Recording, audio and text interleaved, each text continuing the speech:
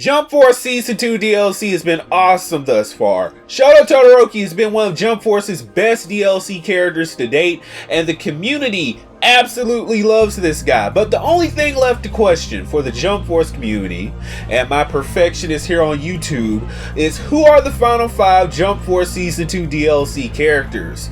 Well, in what is the single best Jump Force video here on YouTube, your host Perfection, the best undefeated player on the game itself, will be going over the new Jump Force Season 2 character leaks that covers characters from Yuyu Hakusho, Bleach, Hunter x Hunter, and JoJo's Bizarre Adventures.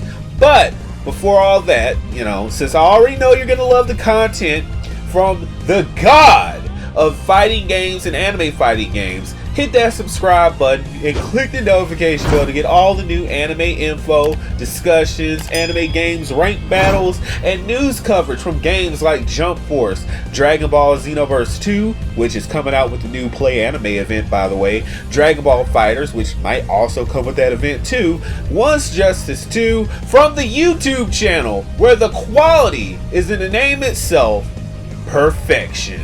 So we're going to kick things off here with Yuyu Hakusho. Now there's plenty of characters to pick from with this show, tons of characters from the Dark Tournament saga, and we're going to go with that, but we're going to go with a character that actually makes sense. We're going to go with the elder Toguro brother. Now I have a lot of reasons as to why this character is going to be the character that gets selected for the Yuyu Hakusho slot. Really think about it right now. When they added Toguro in the game, the original Toguro, the main Toguro that everyone knows and recognizes with the name Toguro, when they added him into this game, you will notice that they specified younger Toguro, which tells you that the developers of Jump Force, Spike Chunsoft, they really were sitting there thinking, we are going to at some point in time add the elder brother. Why would they waste time specifying this, right? It's because they have plans to add this character. So I see him being a very Kid Buu-esque character in the world of Jump Force. I mean, we don't have that kind of smash and stretch character. And if you haven't seen Yu Yu Hakusho, Elder Toguro is essentially Kid Buu minus all the energy blast and absorbing techniques. So his body morphing is the crux and pretty much his gimmick throughout Yu Yu Hakusho, which makes a very interesting moveset for Jump Force. So let's think about this, right? We can have his iconic arm blade technique, which I feel like would work out like a Star Platinum Star Finger maneuver, where he would slash the opponent and they fall like just in a heap right in front of him. But you can go for another one, or you can continue a combo. You can go for his ult. I can see arm blade working out like that. That's what is going to be the purpose of that move, because every character needs some kind of combo continuation technique. Plus, he's not really a projectile user, so he needs some moveset coverage. So that's what Arm Blade is going to essentially do. Besides being his melee combo, I could just really see this being a strike and fall maneuver for him, if you will. Now, the next move that I could see coming for him would be regeneration and healing, because that is canonically one of his abilities, that he can regenerate from anything. So I feel like having a move dedicated towards that would just be a good meta technique for him.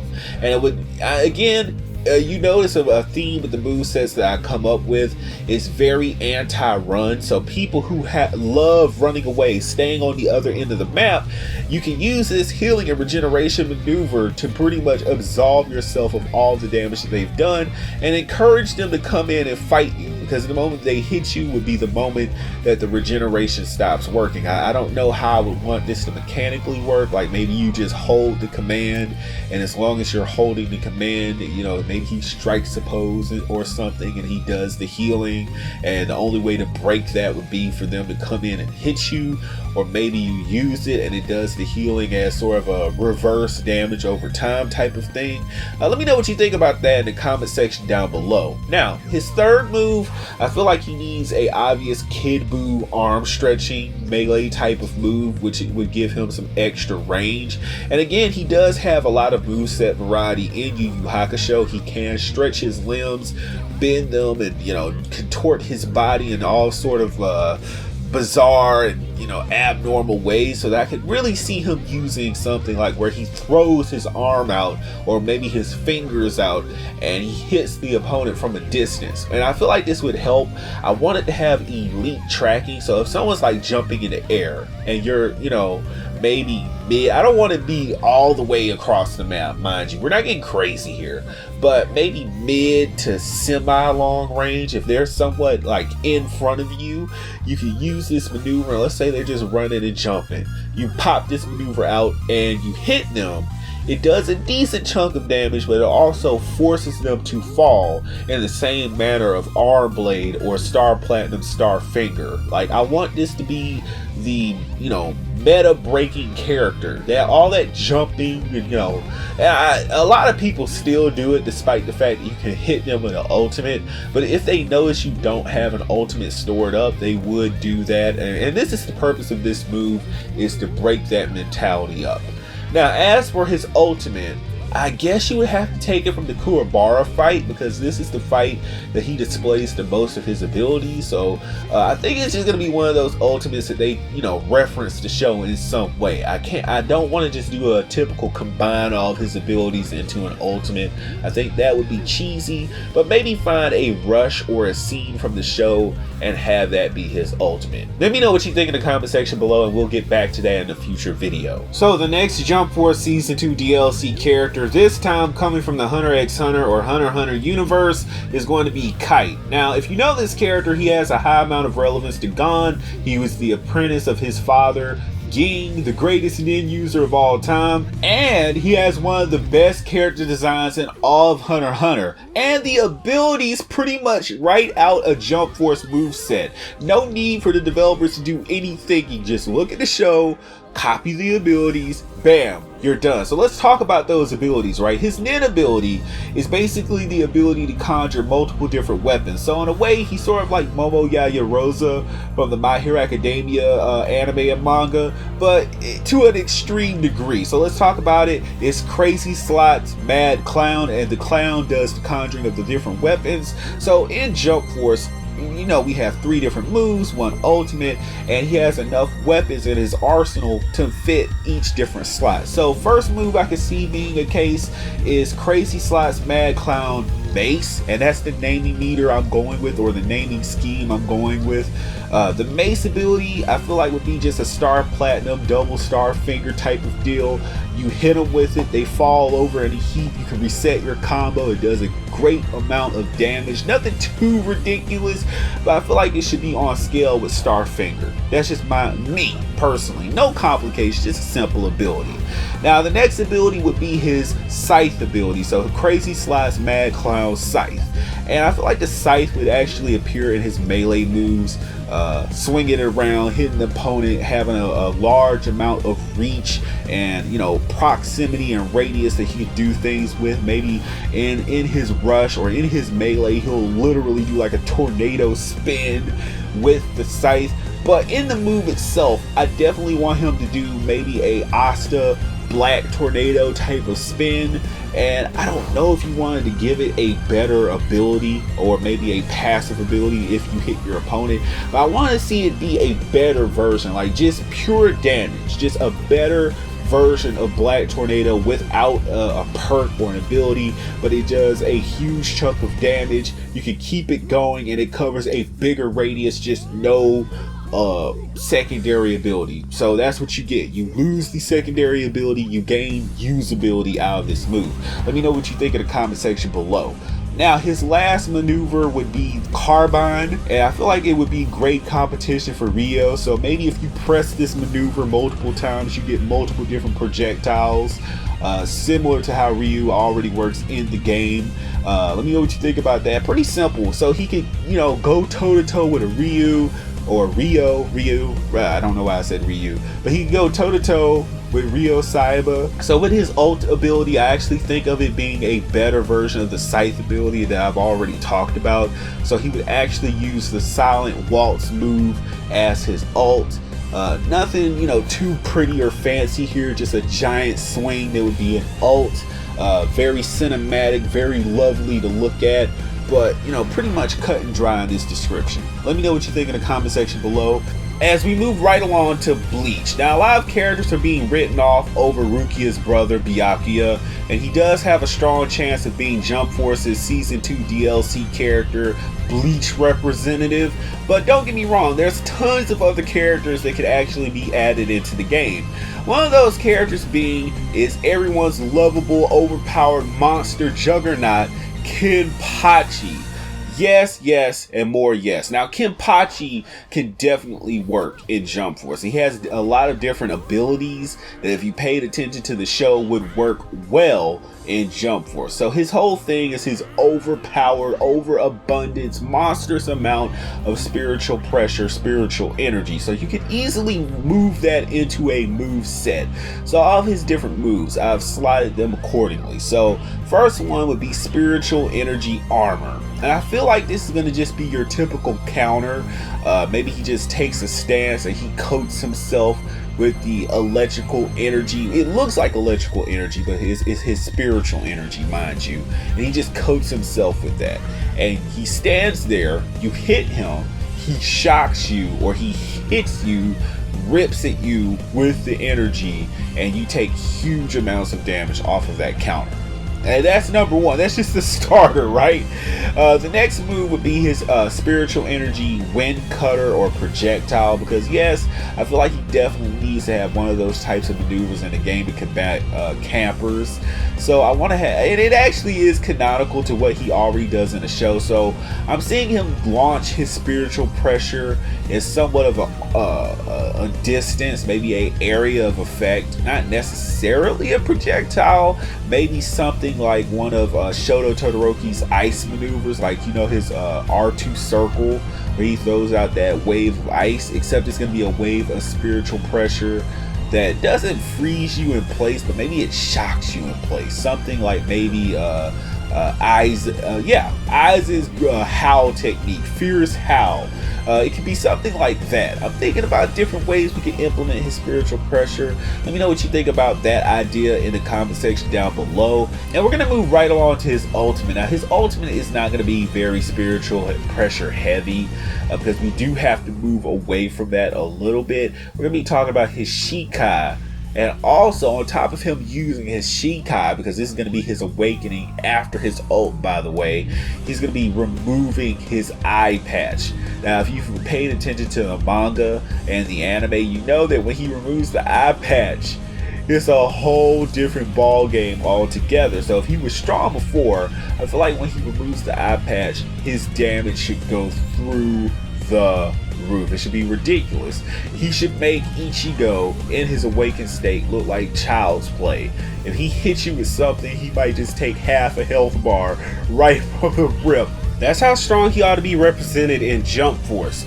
Okay, so now it's time to talk about the series that everyone wants to see for Jump Force Season 2 DLC, JoJo's Bizarre Adventure representative. Now everyone is hedging their bets on a main Joestar. Either it's Giorno, or they might go to Josuke. They might even go to Josuke Part 8, and all those are applicable as. Don't get me wrong, I can definitely see those characters making it into Jump Force Season 2 DLC for JoJo's Bizarre Adventure representative. But have you counted out all the interesting side characters, companions, and rivals that JoJo's Bizarre Adventures have given us? Why would they not add these other characters, right? So we have to look at a character that could actually bring some moveset diversity and some interesting abilities into Jump Force and spice things up and bring a new heat to the game. Heat being the key word, because we're talking about Avdol being added into Jump Force Season 2 DLC as JoJo's Bizarre Adventures representative. He's already been in multiple games, so he does have a large move set to pull from, some source material, some material for Spike Chunsoft to use. And we're going to be talking about several different abilities that I can see him bringing into Jump Force. Now, one of them would be his Crossfire Hurricane. Now, he literally throws several flaming anks at the opponent and would set them ablaze. Now, I can see this working, you know, in several different ways. I can see it working as one of Galena's maneuvers, but better, faster, actually in a competitive state, where, you know, she throws that tornado out in the middle of the field. Now, it's too slow, And I feel like a lot of Galena's abilities are too slow or not really conceivable in a competitive match. So Avdol could actually take that tornado or hurricane idea and make it something competitive. A faster tornado, a burning, flaming tornado that he throws out with Magician's Red. Now here's the gimmick to Avdol's moves. Yes, they would all do high amounts of damage. Yes, they would all be competitive and good. But with something like Crossfire Hurricane, it would actually add a burn damage over time maneuver to the game. Now yes, it's there, but it doesn't matter. It doesn't take effect. It doesn't take lasting effect. But with Avdol, once you're hit with one of his flaming techniques, the character hit with Crossfire Hurricane is going to be afflicted with burning damage that does not go away. It's not going to be like the typical burning damage that's in the game that lasts for like half a second, doesn't matter, is irrelevant. No, this is a damage over time maneuver that actually matters. So it would be burning. And it would be sort of like the move Toxic from Pokemon, where at first it's minuscule. Then as time goes on, it's bigger damage being reduced, bigger damage being taken. So what this would do is it would force your opponent to switch characters if they're smart. Now they just want to sit there on that character and let them burn chunks of their health away, be my guess. But let's say he hits Sasuke with that move, and Sasuke is afflicted with the burn. That means in a certain conceptual thought that it would not be wise for the opponent to sit on Sasuke all match and try to abuse his little OP moves. No. You would have to hop off of him, because if you don't and you just sit there with Sasuke, he's gonna burn all your precious health away. So that means you would have to get off of Sasuke, get onto something else.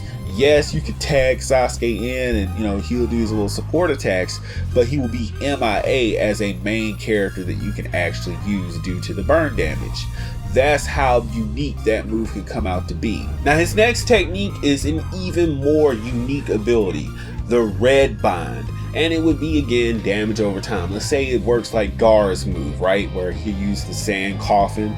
Well, this would be Red Bind, but its own sort of Sand Coffin technique, where he would use the Red Bind, hold the opponent in place, be doing burning damage as long as they're held in that maneuver, and he could use his other techniques while the opponent is being held in place.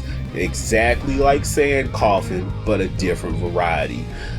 Again, the damage over time is just to have his different burning damage taking effect, making him a lethal character, not just because he's strong or maybe he has a good rush style or anything like that, but just due to his ability alone, bringing in abilities to make these characters stand out and be interesting and do something new is just what these DLC characters need.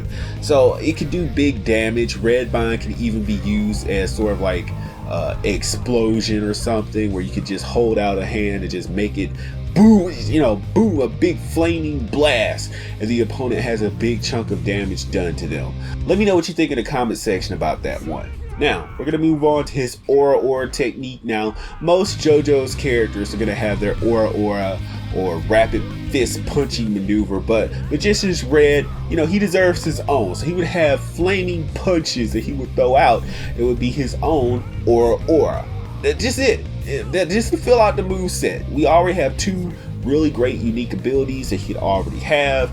Third move would just be filler, but again, it would be your quintessential JoJo technique that would get added into the game with a little bit of a, Avdol's own flair to it. And now we're going to move on to Avdol's ultimate, the move that everyone has been waiting on. I call it Hell to You. Now this ability is going to be one of the most flashiest ultimates in the game. Period, point blank. In all anime gaming history, in all arena battle fighters history. Now, essentially everyone knows that Avdol is pretty much Pikkon from DBZ, right? Like the whole flaming thunder technique that Pikkon used. We're gonna do one better. We're gonna have Avdol use a Magician's Red to create a giant flaming inferno on the field. It sort of would be like his super explosion, like, you know, how Boo has it in the game currently. But no, it's not an explosion. He just creates a huge like explosion inferno on the field, and it can hit all your opponent's supports. So like if the opponent is spamming supports, right, you could actually get them for double or triple damage if they use all three, but probably just double, right? But it does huge damage on a single opponent. It could be a match winner with two opponents out on the field at the same time. It would just be overkill. It'd be overdone with three characters on the field. A giant flaming explosion, flames everywhere, just raising the land and leaving it there for a set amount of time, sort of like Inferno style. And the other thing that this move could do, it could block that move as well. So if he's laying down his flames, if your opponent went to use that technique on you at the same space that you're occupying, your move would outdo or out-register theirs, since it's like an ult versus a super technique, whatnot. But that's my ideas for Avdol. Let me know what you think in the comment section below. I just made this man the most flashy character in all of Jump Force Season 2 DLC characters reveal history. And it's a JoJo's character. I know you like today's Jump Force Season 2 DLC characters reveal lineup. Press that subscribe button with utter perfection and watch some of the other videos linked down below in the playlist that pops up on your screen right now. Click that notification bell to get all the top anime, fighting games, and anime games information here on the place where the quality is in the name itself, perfection.